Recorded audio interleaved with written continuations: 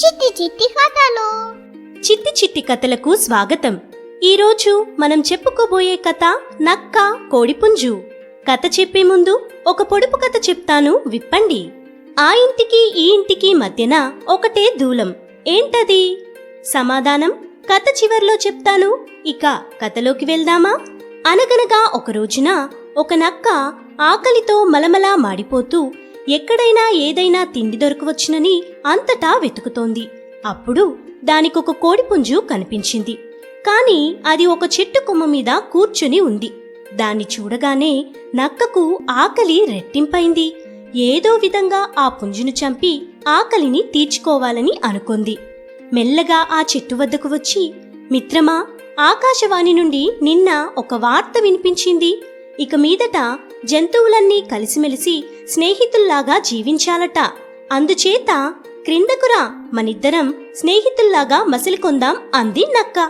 ఆ జిత్తులమారి నక్క చెప్పేదాంట్లో నిజమెంతో ఆ కోడిపుంజుకు తెలుసు. అందుచేత అది అవును, ఆ వార్త నేను కూడా విన్నాను అంది. కాని లోపల కోడిపుంజు నక్కబారి నుండి ఎలా తప్పించుకోవాలో ఆలోచిస్తోంది. చివరకు కోడిపుంజు ఇలా అంది, అదిగో నీ స్నేహితులెవరో ఇటే వస్తున్నారు, వాళ్ళని కూడా రాని, అప్పుడు అందరమూ కలిసి పండగ చేసుకుందాం అంది. ఈ దారిన వచ్చే నా స్నేహితులెవరూ లేరే, ఇంతకు ఎవరొస్తున్నారు అని అడిగింది నక్క. అప్పుడు వేట కుక్కలు వాటి స్నేహితులు అని జవాబిచ్చింది పుంజు. వేట కుక్కల పేరు వినగానే నక్క హడలెత్తిపోయి వనకడం మొదలుపెట్టింది.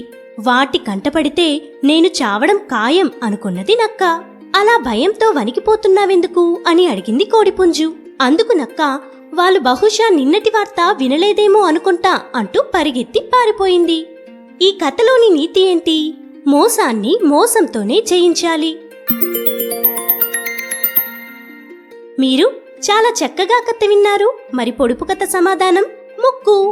మా ఈ ఛానల్ మీకు నచ్చినట్లయితే లైక్ చేయండి, షేర్ చేయండి, సబ్స్క్రైబ్ చేయండి. మరిన్ని కథల కోసం బెల్ ఐకాన్ని క్లిక్ చేయండి.